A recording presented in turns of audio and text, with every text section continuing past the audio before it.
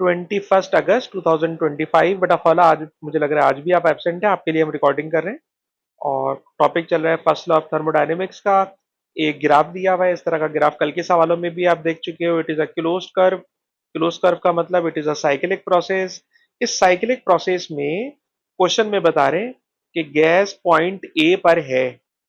Gas point A पर है और इसका वॉल्यूम बता दिया है, प्रेशर बता दिया है, टेम्परेचर बता दिया है, सारी वैल्यूज दे दी हैं। फिर कह रहे हैं गैस को हमने कंप्रेस कर दिया, गैस को दबा दिया। जब आपने गैस को दबाया तो गैस दबाने के दरमियान खुद बता रहे हैं कोई थर्मल एनर्जी ना आ रही है ना जा रही है during compression. And amount of work done is 480। Amount of work done is 480। ये बात हो रही है ए से बी जाने की। ये बात हो रही है ए से बी जाने की। ए से बी जा रहे हैं लेकर, और ए से बी जाने में दो बातें बेटा उन्होंने बोली हैं। जैसे कि जवेरिया ने बेटा मुझे बताया कि सर अब क्वेश्चन में कह रहे हैं कि हीट ना तो एंटर हो रही है ना ही बाहर जा रही है, तो ए से बी क्यू जीरो है और वर्क डन 480 है। जवेरिया आप ही बताएं 480 प्लस का है माइनस का? गैस को कंप्रेस किया है, प्लस का। गैस कंप्रेस हो रही है, वर्क डन प्लस है। अब डेल्टा यू तो हम खुद से निकाल सकते हैं सर। डेल्टा यू होता है क्यू प्लस वर्क। दोनों को प्लस करोगे तो ये 480 हो जाएगा। ठीक है ना? आप दोनों को प्लस करोगे ये 480 हो जाएगा। तो ये पहला जो रॉ थी वो तो आराम से हमने कंप्लीट कर ली। ये बात हो गई ए से बी की। अब बात हो रही है बी से सी की। बी से सी में जवेरिया आप ही हमें बताएं क्या चीज कांस्टेंट नजर आ रही है ग्राफ के अंदर from B to C? Volume constant है। वॉल्यूम कांस्टेंट हो तो वर्क डन कितना होता है? जीरो होता है। तो वर्क डन तो जीरो हो गया। ठीक है ना? वर्क डन जीरो हो गया बी टू सी। अब बाकी बातों के लिए मुझे लग रहा है कि मुझे सवाल को प्रॉपर्ली पढ़ना पड़ेगा, तो जरा पढ़ते हैं। कह रहे थे ना 480 जूल, तो वाला सेंटेंस हो चुका है। अच्छा जी, कह रहे हैं the gas is now cooled at constant volume. Constant volume पर गैस को ठंडा कर रहा है। ठीक है ना? बी से सी 1100 थर्मल एनर्जी है। बी से सी 1100 थर्मल एनर्जी है। मुझे नहीं पता प्लस या माइनस। जवेरिया मेरी हेल्प कीजिए। 1100 प्लस या माइनस?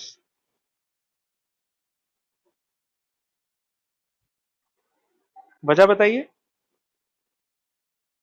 गैस ठंडी हो रही है सर इसलिए माइनस। जबरदस्त हो गया जी। सर ये माइनस होगा। सर डेल्टा यू तो बड़े आराम से आ जाता है Q plus one. Sir Q minus 1100 है, वर्क जीरो है, तो डेल्टा यू बन गया -11। ठीक है जी। ये वाली रॉ भी कंप्लीट हो गई आराम से। अब हम लास्ट रॉ में आ रहे हैं। लास्ट रॉ में हमेशा मैं इसको लिख देता हूं एक्स। और एक्स लिखने के बाद फिर मैंने आपको सिखाया है कि it is a closed loop, it is a cyclic process, so the sum of total internal energy is zero. The sum of total internal energy is zero. Javeria में एक्स निकाल के बताइए कितना होगा एक्स?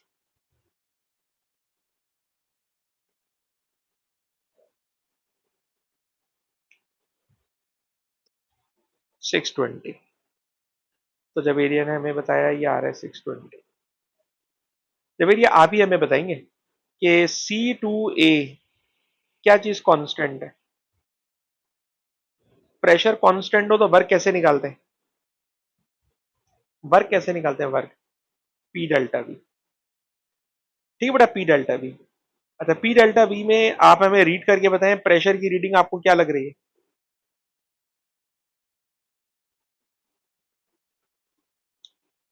1.1, 1.2, 1.3, 1.6, 4, 5, 6, 1.6। प्रेशर इज 1.6 और exponent 5। Exponent 5, ये pressure हो गया। चेंज इन वॉल्यूम जवेरिया ए और सी के बिटवीन में चेंज इन वॉल्यूम बताएं।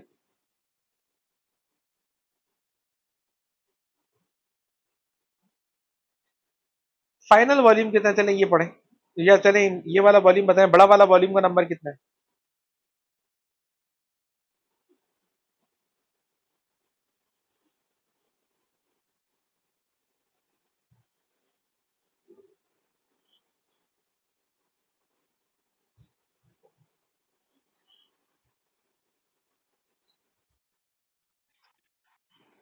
कितना है? 0 पॉइंट, सॉरी 2.4 है।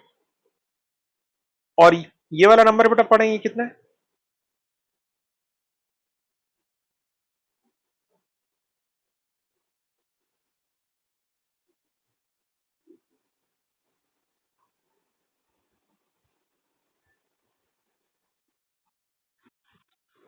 875।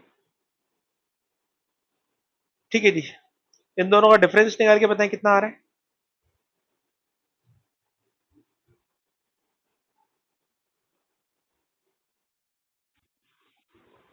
1.525। एक्सपोनेंट बेटा -3 है, -3 है। सबको मल्टीप्लाई करके जवेरिया फाइनल कीजिए।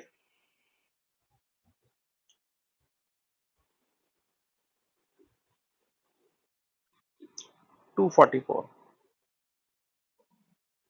अच्छा बेटा, जवेरिया ने तो पढ़ के बता दिया, लेकिन जो बच्चे वीडियो देख रहे हो बाद में या अभी जो क्लास में भी बैठे हुए, अगर उनसे मैं पूछूं ये 2.40 कैसे आया है, तो ये 2.25 है, ये 30 होगा, ये 35 होगा, और ये 2.40 होगा। दो डिवीजन पर इस नंबर को इस तरह से उन्होंने आगे बढ़ाया है, 2.30, 35, 40। ठीक है, इसी तरह ने इसको भी यहाँ पे यूं पढ़ा होगा कि ये होगा 0.85। ठीक है जनाब, फिर ये होगा 0.86, नहीं 86, नहीं। अब बताइए बेटा जबीरी, आपने किस तरह पढ़ा है, क्योंकि मैं भी इसको पढ़ने में स्ट्रगल कर रहा हूँ, क्योंकि मैंने डिवीजन निकाल लेता तो मुझे ज्यादा अच्छा होता। जी सर, इसके अंदर 10 डिवीजन सर बराबर है 0.25 के। 10 डिवीजन बराबर है 0.25 के। तो सर इसमें 1 डिवीजन 0.025 का है, और 2 डिवीजन 0.50 का है, 0.50 का है। ठीक है ना। और जब आप इसको 0.50 करते हो, यानी 0.50 करते हो, 0.05 करते हो, तो ये वाला नंबर बन जाता है 0.80, 0.80, 0.85, 0.85, 0.90। तो ये 0.85 है, ये 0.95 है। इन्होंने इन दोनों का मिड निकाला है। ठीक है ना, मिड निकाला है, और वो मिड इन्होंने हमसे बोला था 0.875, 875। ठीक है जी। तो जवेरिया ने बहुत मुश्किल नंबर पढ़ लिया माशाल्लाह, और अब इन दोनों का डिफरेंस लिया तो ये है। उमर बेटा, ये जो मैंने रीडिंग पढ़ी है आपको पढ़ना आई है? उमर, पता नहीं उमर क्लास में है भी, या मैं उमर को ऐसे ही एड्रेस कर रहा हूँ। पढ़ना आई नहीं आई? पढ़ना नहीं आई है, अच्छा। यार ये बताओ, मैंने किया ये कि यहां से लेकर यहां तक, उम्र बताना, 10 डिवीजन है। ये जो 10 डिवीजन है, ये 10 डिवीजन किस नंबर को शो कर रहे हैं, तो इसको इसमें से माइनस करा दो। ठीक है, 2 मिनट के लिए पॉइंट को छोड़ दो। 100 - 75 बन गया 25। पॉइंट लगा दिया तो ये बन गया 0.25। तो एक डिवीजन 0.25 का है, एक डिवीजन, सर एक डिवीजन 0.025 का है, और दो डिवीजन जो है वो 0.050 के। तो इसलिए जवेरिया ने इसको इस तरह से रीड किया। ठीक है ना, अब दो डिवीजन 0.50, तो ये 0.75 है। ठीक है ना, अब ये 0.75 है। 0.75 में इन्होंने 0.05 ऐड करा, तो ये बन गया 0.80। ठीक है ना, ये बन गया 0.80, यानी 0.75 है, सॉरी 0.75 है। 0.75 में 0.05 ऐड करो, तो ये बन जाएगा 0.80। ठीक है ना, 0.80 बन गया। 0.80 के बाद 0.75 दो डिवीजन पे जाकर 0.050, तो ये बन गया 0.80। और अगर ये 0.80 है, तो ये 0.85, 0.90, वन तो यार बहुत आगे जाकर आ रहा है। जवेरी हेल्प करो भाई, क्या करें?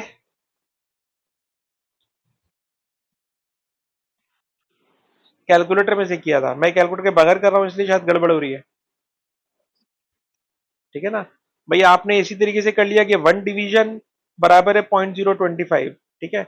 अब ये डिवीजन नंबर जो है 0.025, तो 0.025 के ऊपर जब लेके चलूंगा तो बहुत मुश्किल हो जाएगा, टू डिवीजन पे लेके जा रहा हूँ। तो ये बन रहा है 0.050। 0.050 को इसमें ऐड कराया। ठीक है जनाब, 0.050 को ऐड कराया या 0.5 को ऐड कराया तो 0.05, तो 0.05 पे ये बन गया 0.80। 0.80, 0.85, 0.85, 0.90, 0.95। सही तो हो गया? बिल्कुल सही हो गया, बिल्कुल सही हो गया। उमर तुम्हें पकड़ाई में आया? अब तो खैर मैं बिल्कुल सही जा रहा हूँ। जो पहला डिवीजन है ये 0.80 है, दूसरा डिवीजन 0.85 है, तीसरा डिवीजन, यानी दो दो डिवीजन छोड़ के भाग रहा हूँ, तो 0.90, और उससे अगला वाला 1.0 पे पहुंच गया। अब ये वाले जो नंबर है बेटा, ये दोनों के बिटवीन में आ रहा है, 85 और 90 के बिटवीन में आ रहा है, तो उन्होंने इसका एवरेज ले लिया, ये बन गया 0.875। उमर पढ़ना आ गया? और अगर इसको पढ़ लोगे तो ये वाला पढ़ना तो खैर कंपैरेटिवली आसान था ही। इसके अंदर भी अगर हम चलें तो ये 0.2 था। सही है ना? इसमें भी 0.50 अब आगे बढ़ाते चले जाए तो ये आराम से आ जाता है 2.40। दोनों का डिफरेंस लिया, पी डेल्टा वी से हमने वर्क निकाल लिया, वर्क आ गया 244 जूल। वर्क आ गया 244 जूल। बस जनाब आखिरी पार्ट पर है, क्यू कैलकुलेट करना है, इसको भी बेटा फर्स्ट लॉ ऑफ थर्मोडायनेमिक्स में डाल दो।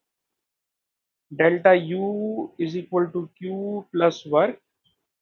डेल्टा यू बेटा 620 है, क्यू जो है कैलकुलेट करना है, और वर्क जो है वो 244 है। वर्क जो है 244 है। अच्छा 244 प्लस है माइनस है, जरा जबेरी इसको भी फाइनल कर लें, क्योंकि गैस जा रही है ए से सी पर, गैस कंप्रेस हो रही है। ठीक है ना? अब गैस कंप्रेस हो रही है, ए से सी पर गए हम लोग ना, ए से सी पर गए। नहीं सर, सी टू ए जा रहे हैं, सी टू ए से बी गए, बी से सी गए, सी टू ए गए। हाँ जवेरिया, सी टू ए जा रहे, सी टू ए में गैस कंप्रेस हो रही है या एक्सपेंड हो रही है? एक्सपेंड हो रही है। वर्क पॉजिटिव होगा नेगेटिव होगा? नेगेटिव होगा। ये नेगेटिव हो गया। और अगर ये नेगेटिव है तो अब बता देना क्यों क्या आ रहा है भाई?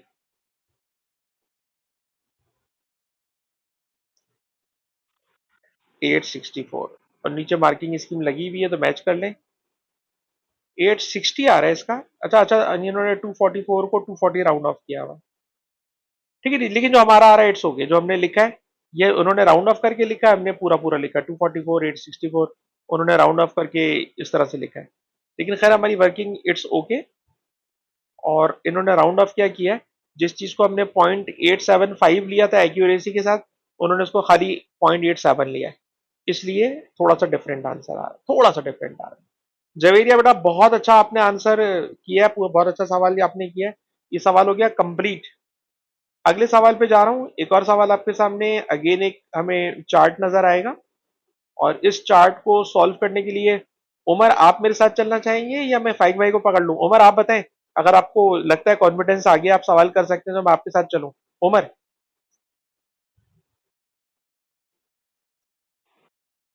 कर लेंगे ना? चलें, हिम्मत कर लिया उमर ने। और अब हम क्वेश्चन शुरू करते हैं। क्वेश्चन क्या है सर? क्वेश्चन ये है कि हमें, ये ऊपर वाला सवाल तो खत्म हो गया ना, ऊपर वाला क्वेश्चन खत्म हो गया, ये यहां से शुरू हो रहा है, ये क्वेश्चन शुरू हो रहा है यहां से। ठीक है ना? क्वेश्चन यहां से शुरू हो रहा है। क्वेश्चन जनाब ये है, P Q R S at point P, volume बता रहे हैं, प्रेशर बता रहे हैं, टेम्परेचर बता रहे हैं, छोड़ें जी इसको, काम की बात गौर से सुनना। Gas, heat, constant volume, constant volume. यार उमर देख के बताओ, कांस्टेंट वॉल्यूम इस ग्राफ में कहां से कहां तक का है?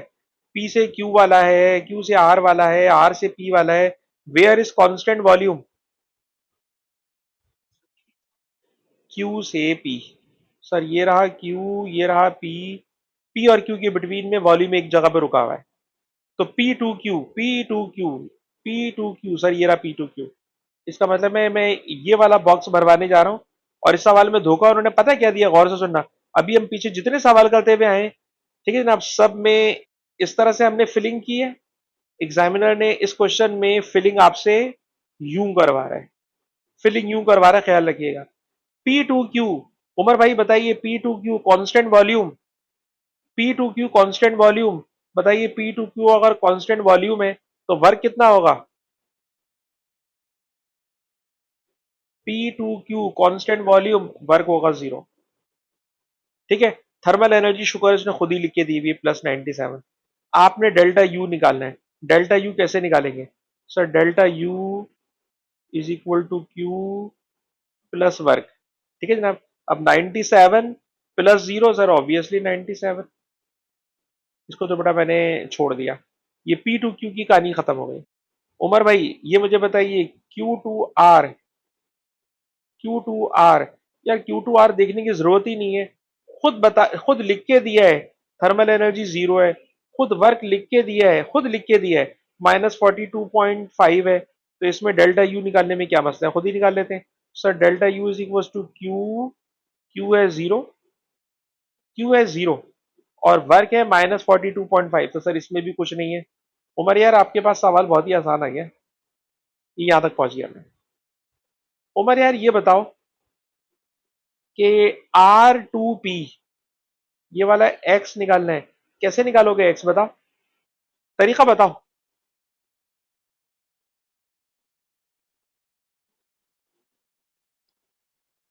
क्या करते हैं उमर भाई, इसके अंदर साइक्लिक प्रोसेस है। हाँ हाँ। 97 -42.5 plus X equal to 0। X कितना आ रहा है बताओ?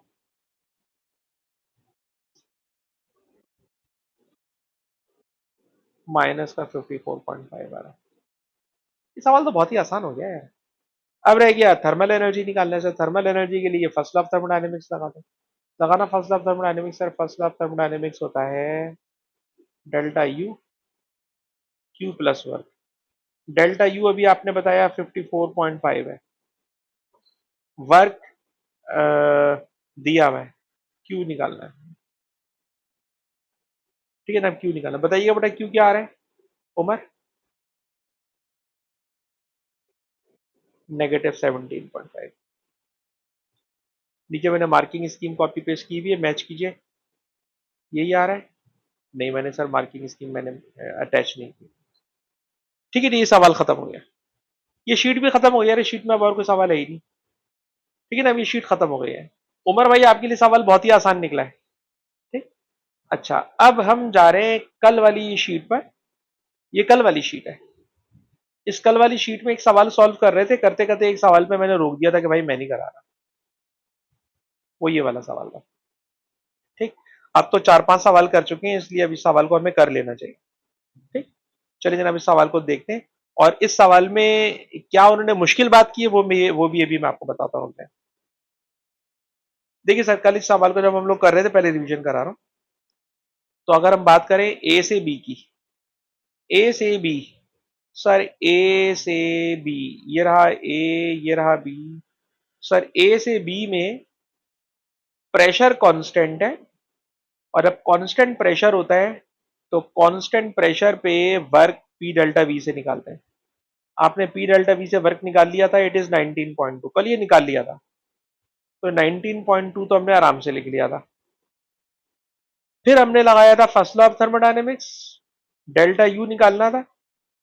ठीक है जनाब, क्यू दिया हुआ था 48 -48। वर्क हमने निकाला था 19.2। सॉल्व करा तो डेल्टा यू आ गया था -28.8। कल यहां तक सवाल हंसी खुशी सॉल्व हो गया था। ठीक है जनाब। और ये वाला पार्ट भी हो गया था, B2C। बी टू सी में ठीक है ना, वॉल्यूम कांस्टेंट, कांस्टेंट वॉल्यूम में वर्क 0। इसके बाद उन्होंने क्वेश्चन के अंदर कुछ नहीं बताया हुआ इस नंबर के अलावा। ठीक है ना।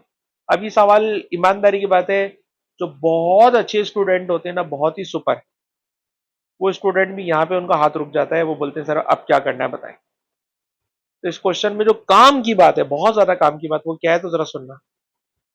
जरा सुनना, ये बताइए कि जो मैंने नोट्स बच्चों को देता हूँ, उन नोट्स के अंदर ये एक बात मैंने लिखी हुई है जो अभी क्लास के शुरू में मैंने पढ़ाई थी, कि अगर कोई ऐसा प्रोसेस हो जिसमें टेम्परेचर कांस्टेंट हो, जब टेम्परेचर कांस्टेंट होगा तो इंटरनल एनर्जी का चेंज जीरो होगा।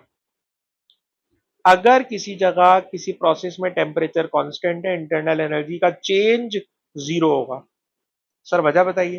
भाई इंटरनल एनर्जी डिपेंड करती है टेम्परेचर पर, बाकी सारी चीजें कांस्टेंट है, 3 R 2 N सब कांस्टेंट है।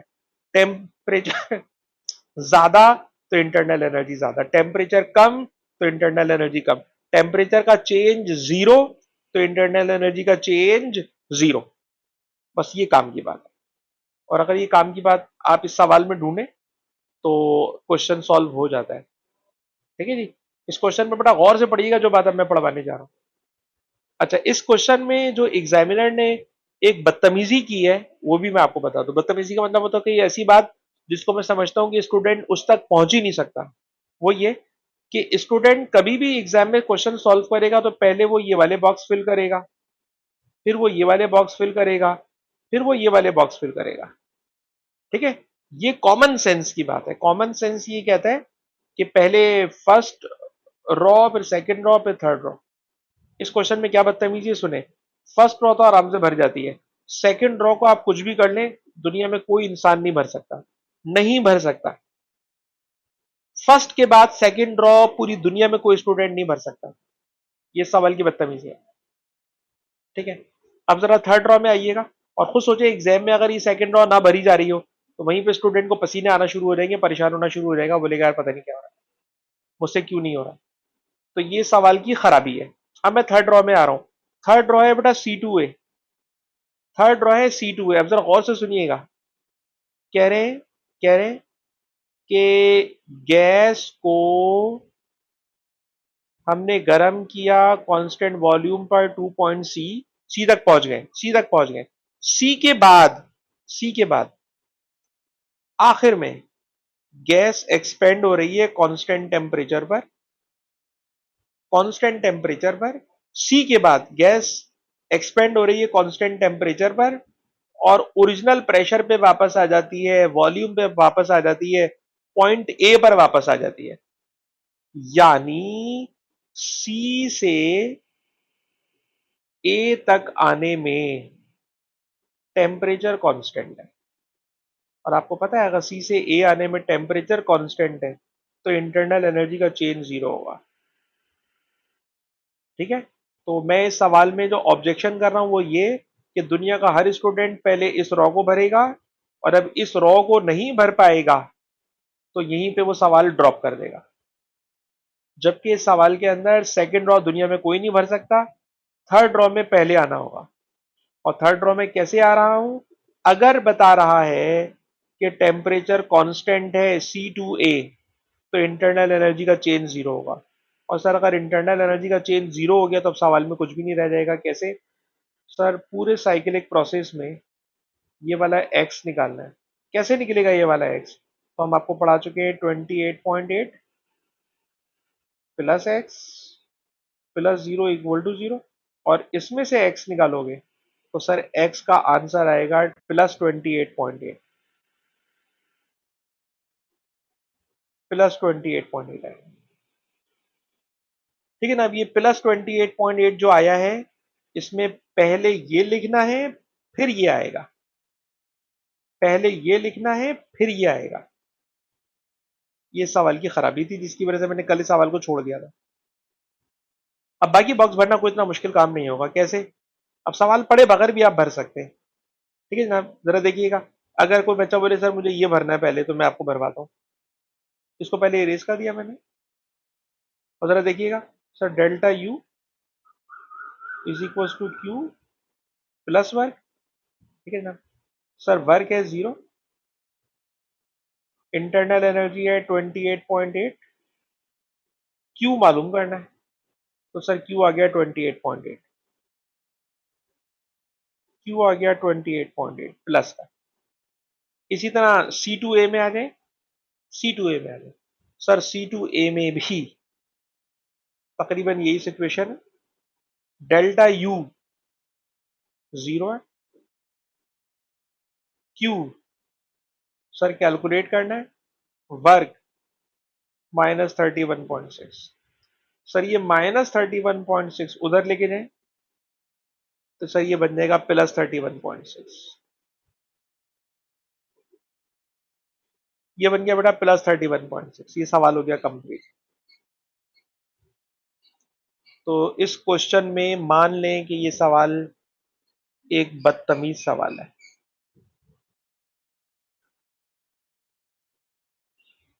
ठीक है जनाब, जो इस एग्जाम में स्टूडेंट नहीं कर सकता। ठीक है, सिर्फ एक सवाल गंदा है, बाकी सारे सवाल नॉर्मल है, सारे नॉर्मल सवाल। अच्छा जी, अब और क्या करना चाहिए सर? अभी आपने आज के दिन में यही वाले सवाल करने हैं और मैं किसी और नए सवाल पे आपको ले जाना भी नहीं चाहता। जरा एक और आपको शीट खोल के दिखाता हूँ जिसमें हम इस तरह के सवालों की आपको और प्रैक्टिस करा सकते हैं। जरा एक मिनट रुकिएगा। ये आ गया थर्मल, थर्मल में आ गया रीड एंड राइट। ये मैंने गलत खोल दिया है, ये वाला रीड एंड राइट खोलना है। जरा देखिएगा बेटा इस वाले पेज के ऊपर, इस वाले पेज पर, मतलब इस वाली शीट में I am again searching questions of this type question. जरा देखिएगा मई जून 15 पेपर 43।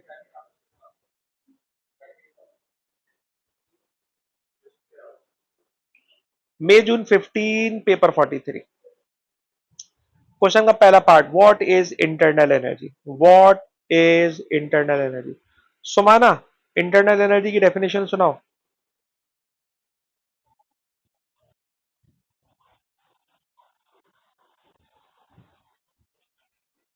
ओए होए, जबरदस्त याद किया आपने। ठीक है जनाब, काइनेटिक एनर्जी भी लिखोगे, पोटेंशियल एनर्जी भी लिखोगे। ठीक है, क्योंकि ये आइडियल गैस नहीं है, आइडियल गैस होती तो खाली काइनेटिक एनर्जी लिखते। अब इस क्वेश्चन में आ गए। क्वेश्चन में सर उसी तरह का ग्राफ बना हुआ है, और ग्राफ में सर इस सवाल के अंदर जरा नोट कीजिएगा, उन्होंने आपसे बॉक्सेस फिल नहीं करा रहे, कुछ और कहानी करा रहे मुझे लग रहा है। ठीक है, चलें करते हैं इस सवाल को भी जरा करते हैं। साइक्लिक प्रोसेस है, ठीक है। The temperature of gas at A is 290। अच्छा जी, यहाँ पे टेम्परेचर है 290। आप गौर करें, मैंने पिछले किसी सवाल में इस तरह 290 लिखा नहीं है, किसी वजह से ये लिख रहा हूँ। इस सवाल में भी मुझे याद आता है, खास बात है। Temperature at B is 870। B पर टेम्परेचर है 870। ठीक है ना, इस सवाल को बेटा लिख के कीजिएगा, मुझे याद आ रहा है ये भी एक इसके अंदर एक गड़बड़ है सवाल में। ए का टेम्परेचर 290, बी का टेम्परेचर 870। क्वेश्चन का पहला पार्ट है calculate number of mole. Calculate number of mole. Sir number of mole के लिए हम लोग लगाएंगे P V equal to N R T, और P V equal to N R T लगाने के लिए प्रेशर दिया हुआ है। हाँ सर दिया हुआ है प्रेशर।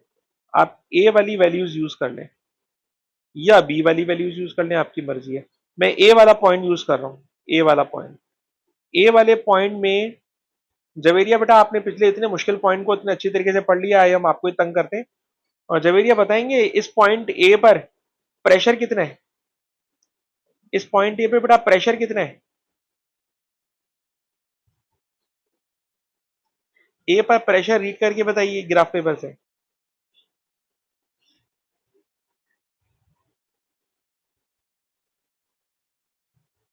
सर 10 डिवीजन 0.5 के बराबर है।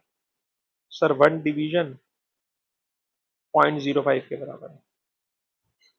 तो ये है सर 1.10 और 1.20, यानी 1.05,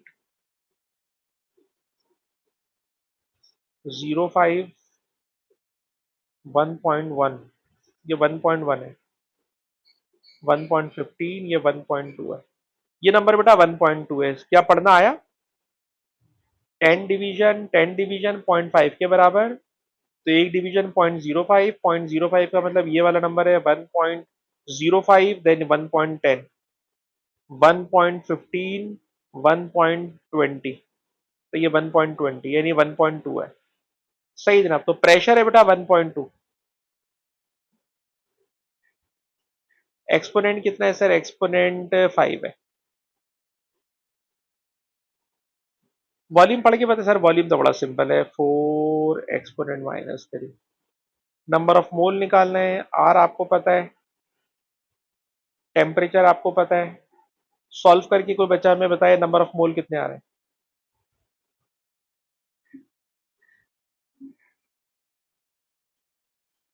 सॉल्व करके बताएं बेटा, नंबर ऑफ मोल कितने आ रहे हैं।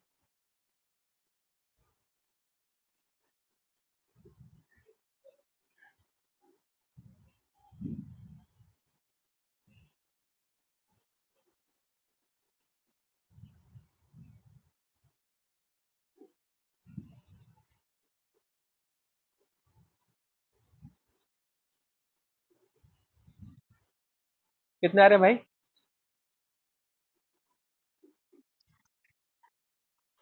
0.199, तो 0.2 ले लें। ठीक है बेटा, मोल आ गया 0.2। उसके बाद पूछ रहे हैं टेम्परेचर एट सी बताएं।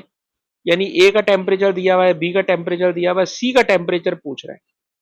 सी पर टेम्परेचर पूछ रहा है, तो सी का टेम्परेचर निकालने के लिए again PV equal to NRT लगा रहा हूं। उसमें प्रेशर तो वही वाला है 1.2, अलबत्ता वहां पे वॉल्यूम कुछ और है।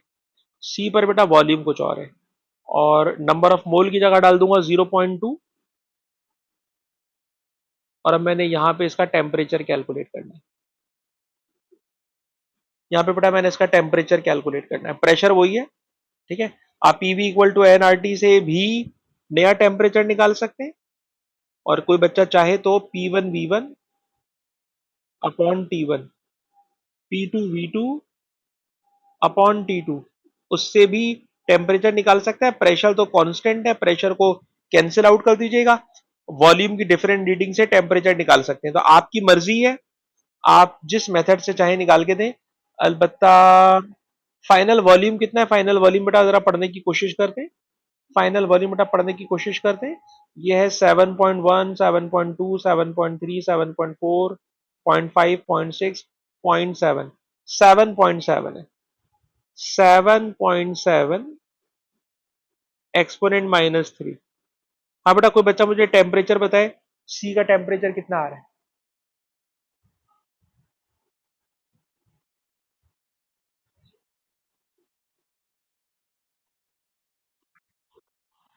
555 आ रहा है। ठीक है ना, अब आप किसी भी मेथड से कर सकते हैं।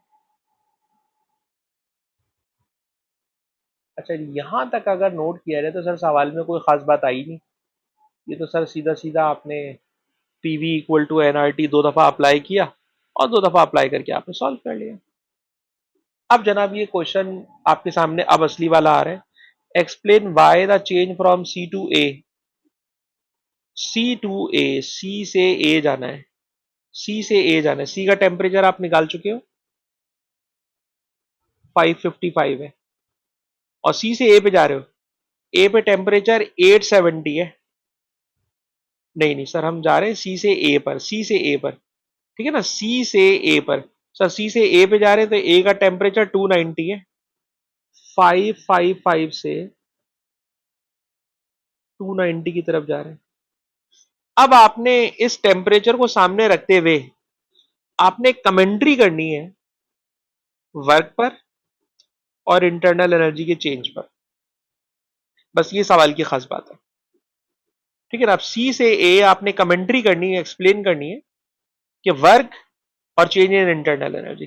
तो 5 बेटा आपको मैं शामिल करूंगा। सी टू ए बेटा सिर्फ ये देख के बताओ, सी टू ए, ये रहा सी, ये रहा ए, वॉल्यूम कम हो रहा है ज्यादा हो रहा है? वॉल्यूम कम हो रहा है। अगर वॉल्यूम कम हो रहा है, गैस कंप्रेस हो रही है, तो वर्क डन पॉजिटिव लोगे नेगेटिव लोगे?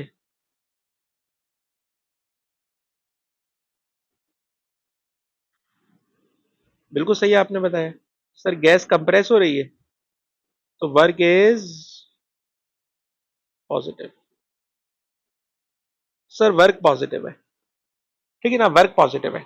अब आ रही है इंटरनल एनर्जी के चेंज पर। ये बताओ इंटरनल एनर्जी का चेंज किस चीज पे डिपेंड करता है? और मैं बताइए फाइव, बट आज की क्लास में अभी मैंने आपको पढ़ाया भी है थोड़ी देर पहले, इंटरनल एनर्जी का चेंज किस चीज पे डिपेंड करता है? टेम्परेचर के चेंज पर। नहीं नहीं, टेम्परेचर के चेंज पर। ठीक है ना, वैसे काइनेटिक एनर्जी भी आप सही बोल रहे हो, और काइनेटिक एनर्जी टेम्परेचर पे डिपेंड करती है। इस तरह से कर लें कोई मसला नहीं। ठीक है ना, इस तरह से कर लें कोई मसला नहीं है। सही। तो आपने सही कहा कि sir internal energy kinetic energy पे डिपेंड करती है, काइनेटिक एनर्जी टेम्परेचर पे डिपेंड करती है। और अगर टेम्परेचर पे डिपेंड कर रही है तो सिर्फ ये बताइए फाइव, टेम्परेचर फाइव फाइव से 290 हुआ है, C2A, टेम्परेचर कम हुआ है तो इंटरनल एनर्जी क्या हुई होगी, इंक्रीज और डिक्रीज? डिक्रीज। और अगर डिक्रीज हुई होगी तो इंटरनल एनर्जी पॉजिटिव लेंगे नेगेटिव लेंगे? नेगेटिव लेंगे, क्योंकि टेम्परेचर कम हुआ है। Temperature decrease, internal energy decrease, so it is negative.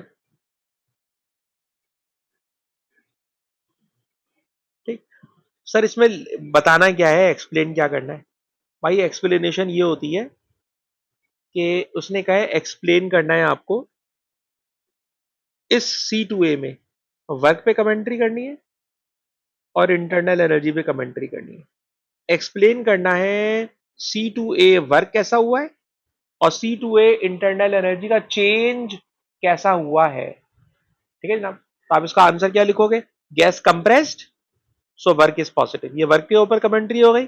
Internal energy का change, temperature decrease, so delta U also decrease. Temperature decrease, so internal energy also decrease. बस, खत्म। और इसके अलावा कुछ नहीं करना है। 2 मार्क का क्वेश्चन है, दोनों बातें आपने कर दी है। तो आपको ये कॉन्सेप्ट देना चाह रहे हैं कि एग्जाम में जब वो वर्क इंटरनल एनर्जी इसकी बातें करे तो आपको पॉजिटिव और नेगेटिव एक्सप्लेन करना है। गैस कंप्रेस हो रही है तो work done on gas, work is positive. In temperature decrease हो रहा है तो डेल्टा यू डिक्रीज हो रही है, इसलिए डेल्टा यू इज नेगेटिव। बस, इस सवाल के अंदर बॉक्स वाला सवाल नहीं था, सिर्फ ये कमेंट्री करनी थी जो मैंने आपको समझा दी है। और देखते हैं जिसमें first law of thermodynamics involve हो। अच्छा, मेरे ख्याल में तो ये चार्ट वाले सवाल तो मैं अब समझ में आ गए। ये एक और क्वेश्चन है जो मैं अब नहीं शायद करा रहा, शायद नहीं करा रहा।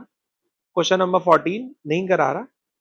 और क्वेश्चन नंबर 14 में, हाँ सर ये बॉक्स वाला सवाल है। तो क्वेश्चन नंबर 14 अभी कराना है, मुझे लगेगा मैं टाइम पास कर रहा हूँ क्योंकि ये सवाल आपको करना आ गए। क्या क्वेश्चन नंबर 14 होमवर्क दिया जा सकता है? हाँ बेटा, फाइव का अगर मैं आपसे बोलूँ क्लास के फौरन बाद बैठ के क्वेश्चन नंबर 14 सारे बच्चे सॉल्व करके दें तो ज्यादा अच्छा होगा, ताकि एक तरह से टेस्ट हो जाएगा कि आपको सॉल्व करना आ गया या नहीं आ गया। Question number 14। और क्वेश्चन नंबर 14 के लिए आपको जो चीज चाहिए उसमें एक तो ये ग्राफ चाहिए। ये बेटा मैं ग्राफ का स्क्रीनशॉट आपको दे रहा हूँ, वैसे तो मैं पूरी शीट ही दूंगा आपको। ये ग्राफ का मैंने स्क्रीनशॉट ले लिया जो कि मैं आपको भेज रहा हूँ, और आपसे चाहूंगा कि आप मुझे फौरन ये करके दें। अभी जब मैं क्लास खत्म करूंगा, रिकॉर्डिंग का बटन बंद करूंगा, आपसे करवाऊंगा मैं ये सवाल। और अभी मैं कुछ और आपको पढ़ाना चाह रहा हूँ।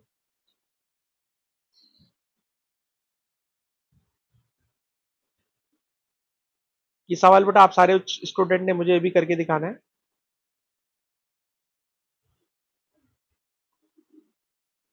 ये मैंने आपको दे दिया और ये आपको दे रहा हूँ, ये आपने फिलिंग करनी है। Just at the end of the class भी नहीं बोला, जब मैं रिकॉर्डिंग का बटन बंद करूंगा जब। ये सवाल बेटा मैं आप बच्चों से करवाऊंगा।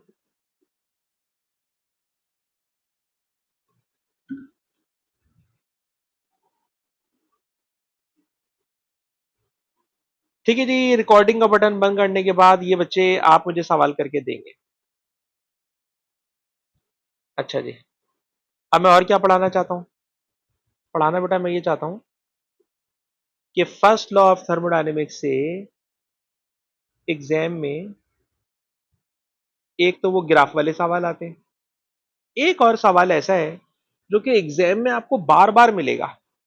और ऑल्दो कि ये बहुत पुराना सवाल आपको नजर आ रहा है 2016 का, क्या है वो कहेगा जनाब, एक बलून बर्स्ट हो गया, इस पे फर्स्ट लॉ ऑफ थर्मोडायनेमिक्स की कमेंट्री करें। ठीक है, यह आपसे बोलेगा कि मेरे पास एक आइस क्यूब है, ये आइस क्यूब मेल्ट हो रहा है, आइस क्यूब मेल्ट हो रहा है, इसके ऊपर फर्स्ट लॉ ऑफ थर्मोडायनेमिक्स लगा के बताएं।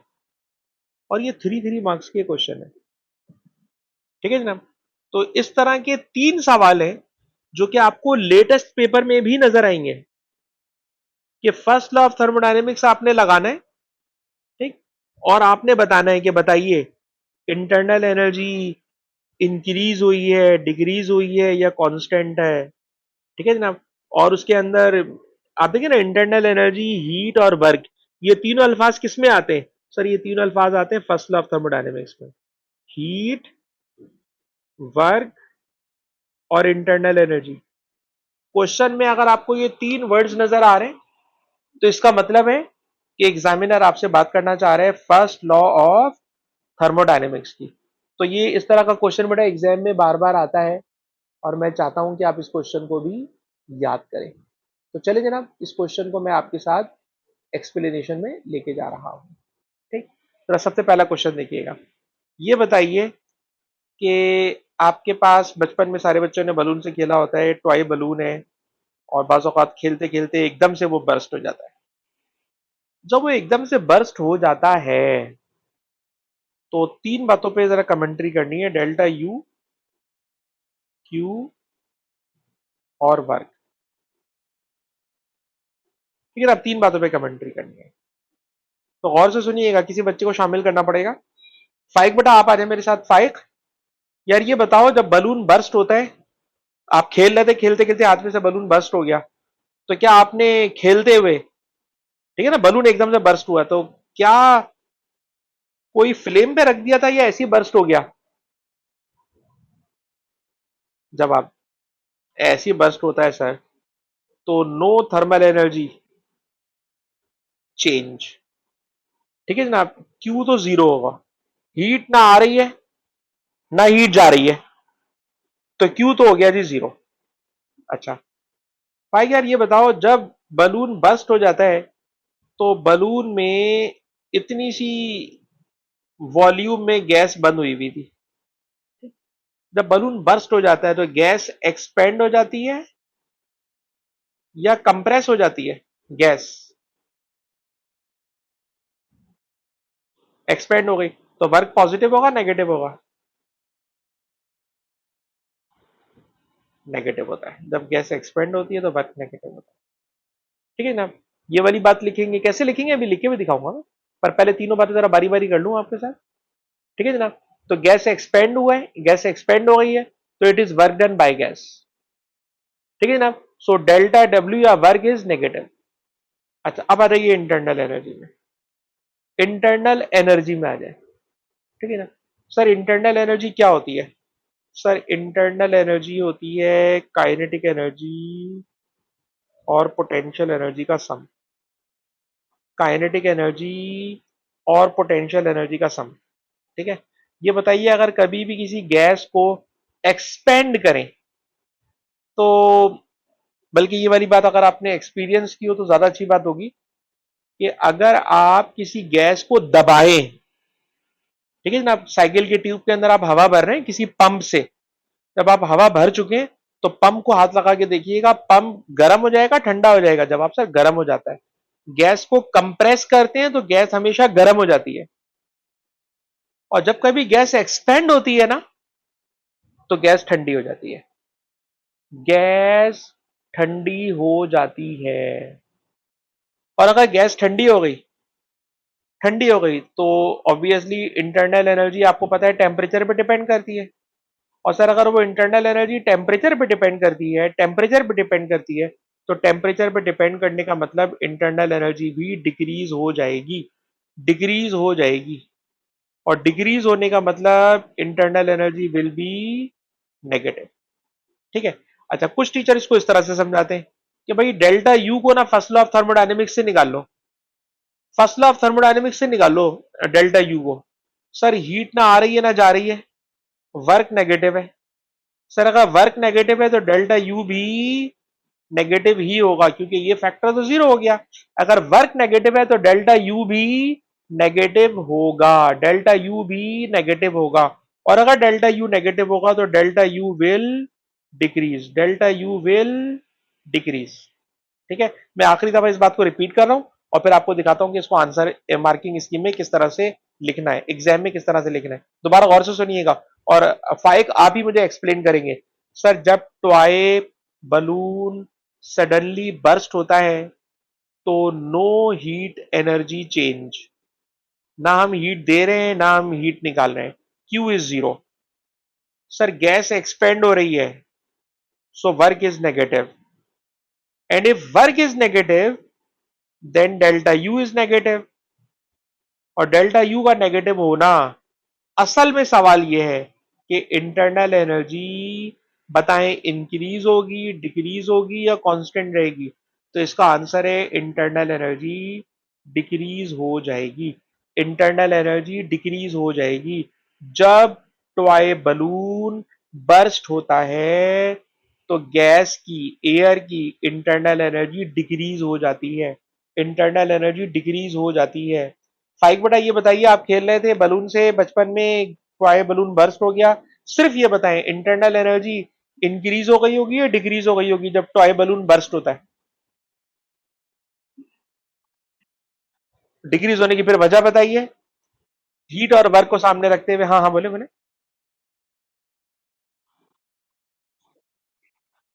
हाँ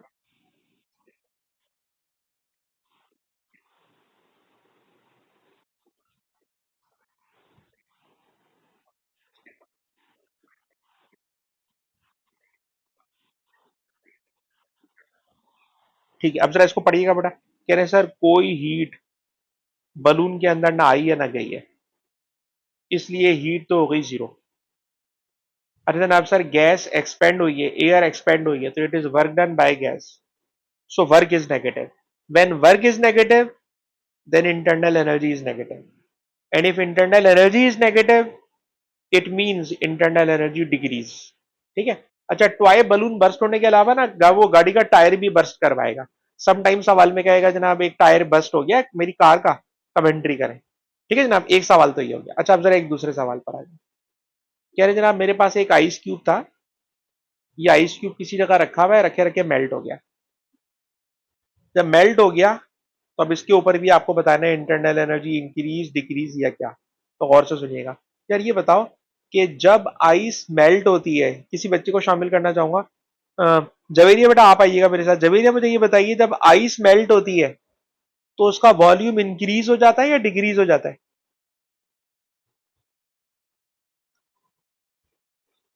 आइस मेल्ट होगी तो मेल्ट होने से उसका वॉल्यूम इंक्रीज या डिक्रीज? जवाब सर इतना नेग्लिजिबल चेंज आता है वॉल्यूम में कि चेंज इन वॉल्यूम जीरो होता है। ठीक है। शायद सर वॉल्यूम बढ़ जाता है या पता नहीं कम हो जाता है, मुझे नहीं पता, लेकिन सर वो चेंज इतना कम होता है कि आप फ्रीजर में एक बॉटल रखें पानी की, उस पर एक मार्क लगा लें पानी भरा हुआ, ठीक है ना, मार्क लगा लें। और मार्क लगाने के बाद जब वो फ्रीज हो जाए तब भी मार्क लगा लें, बाहर रख के ठंडा हो जाए तब भी मार्क लगा लें, वो मार्क में इतना नेग्लिजिबल चेंज आएगा पता ही नहीं चलेगा। और आपको पता है अगर चेंज नहीं पता चलेगा, चेंज नहीं पता चलेगा तो वर्क होता है पी डेल्टा वी, तो सर वर्क होगा जीरो। ठीक है। जब आइस मेल्ट होती है तो जवेरिया बेटा बताइए आइस के मेल्ट होने में वॉल्यूम का चेंज कितना होता है और बेटा वर्क कितना होता है? वॉल्यूम, जी सर वॉल्यूम का change negligible, volume very small change, so work done भी वेरी वेरी स्मॉल। ठीक है जनाब, एक बात होगी। दूसरी बात ये बताइए, जब आइस मेल्ट होती है तो आइस मेल्ट होने के लिए आपको पता आइस के अंदर, अगर थोड़ी सी हम अंदर चले जाएं, कि आइस के सॉलिड के पार्टिकल एक दूसरे के बिटवीन बहुत टाइटली बाउंड हुए हुए होते हैं।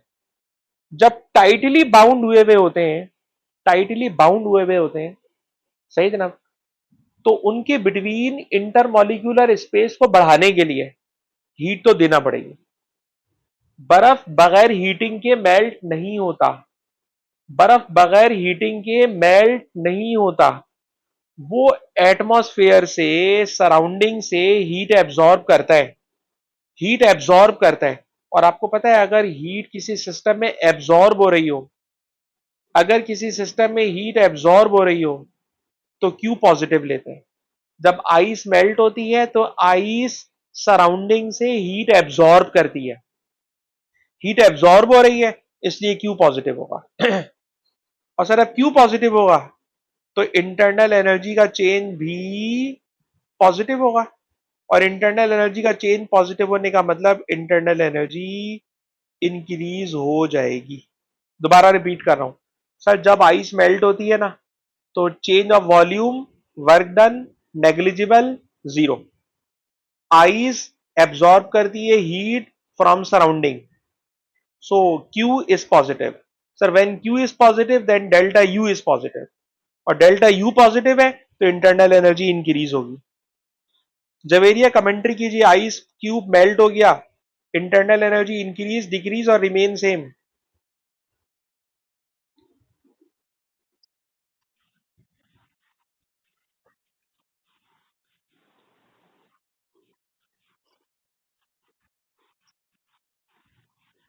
हाँ ठीक है। अच्छा, इसी चीज को ना समटाइम लोग यूं भी एक्सप्लेन करते हैं। इंटरनल एनर्जी होती है काइनेटिक एनर्जी और पोटेंशियल एनर्जी का सम। ठीक है। आपको पता है काइनेटिक एनर्जी टेम्परेचर पे डिपेंड करती है। During melting process temperature change नहीं होता, काइनेटिक एनर्जी चेंज नहीं होती, kinetic energy remains constant. Potential energy होती है बेटा पार्टिकल्स के बिटवीन सेपरेशन। आपको पता है सॉलिड के पार्टिकल के बिटवीन सेपरेशन जीरो होती है। जब सेपरेशन थोड़ी सी बढ़ती है तो सर सेपरेशन बढ़ने से पोटेंशियल एनर्जी बढ़ती है। और सर पोटेंशियल एनर्जी बढ़ेगी तो इंटरनल एनर्जी भी इंक्रीज हो जाएगी। इंटरनल एनर्जी भी इंक्रीज हो जाएगी। ठीक। तो ये भी एक तरीका होता है, लेकिन मैं बोलूंगा इसको रहने दें। इसको रहने दें, आप खाली ये वाला याद कर लें जो मैंने अभी बताया है कि सर जब आइस मेल्ट होती है तो सराउंडिंग से हीट एब्जॉर्ब करती है। सर जब वो सराउंडिंग से हीट एब्जॉर्ब करती है तो क्यू पॉजिटिव हो गया। वर्क डन जीरो है, क्यू पॉजिटिव हो गया। ठीक। जरा देखिएगा इसके अंदर क्या हो रहा है। कह रहे हैं जनाब, volume change very small, work done negligible. उन्होंने ऊपर जो कुछ लिखा उसको छोड़ दीजिएगा, वो एक दूसरे तरीके से समझा रहा है। लेकिन देखिए इसने बीच में लिखा हुआ है अलाओ, ये लिखा हुआ है अलाओ, ये भी लिखोगे तो बात बन जाएगी। ठीक है जनाब, अलाओ लिखोगे तो बात बन जाएगी। वर्क डन नेग्लिजिबल जीरो हो गया। ठीक है। हीटिंग ऑफ आइस, क्यों? तो सर हीट एब्जॉर्ब करेगी तभी तो इंटरमॉलिक्यूलर फोर्स से बॉन्ड ब्रेक होंगे। Heat is positive, so internal energy increase. Internal energy increase. Sir ये सवाल किसी और तरीके से भी आ सकता है। तो मैंने अभी आपसे कहा ना, जिस तरह वो कहता है टॉय बलून बर्स्ट हो गया, टॉय बलून बर्स्ट होने से मिलता जुलता सवाल टायर बर्स्ट कराएगा। इसी तरह आइस मेल्ट करने के बजाय मैंने सवाल देखा पेपर में कभी यूं भी आ जाता है, वो कहता है मेरे पास एक लेड का ब्लॉक है, उसको मैंने किसी फर्नेस में गिरा दिया है, फर्नेस का टेम्परेचर बहुत हाई है, लेड ब्लॉक जो है वो मेल्ट हो रहा है। जब लेड का ब्लॉक मेल्ट हो रहा होगा तो वही कहानी लिखोगे जो अभी मैंने आइस में सुनाई, वही कहानी लिखोगे जो बेटा मैंने आइस में सुनाई है। सवाल क्या सर यही दो आते हैं? नहीं, एक और आता है, तीसरा भी आता है। वो तीसरे में क्या करेगा, वो पानी को बॉयल करा देगा, पानी को बॉयल करा देगा। और जब पानी बॉयल होता है तो उसमें क्या चेंज आता है, तो उसके लिए मैं, क्लास का टाइम खत्म हो रहा है और मुझे अगली क्लास में फॉरन जाना है, तो मैं ये वाला एक पेज भेज रहा हूं जिसके अंदर ये पूरा आंसर लिखा हुआ है। वाटर इज बॉइलिंग, पूरा आंसर लिखा हुआ है, वाटर इज बॉइलिंग। तो वाटर इज बॉइलिंग को आप इस नोट्स में से याद कर लें तो आपके लिए अच्छा होगा। ठीक है जी। रिकॉर्डिंग बटन मैं बंद कर रहा हूँ, और रिकॉर्डिंग बंद करके जो सवाल अभी अभी मैंने आपको दिया है कि आप लोगों ने टेस्ट करना है, जरा जल्दी से बेटा वो मुझे सवाल सॉल्व करके भेजें। मैं मीटिंग एंड नहीं कर रहा। ठीक है, रिकॉर्डिंग बंद कर रहा हूँ बस।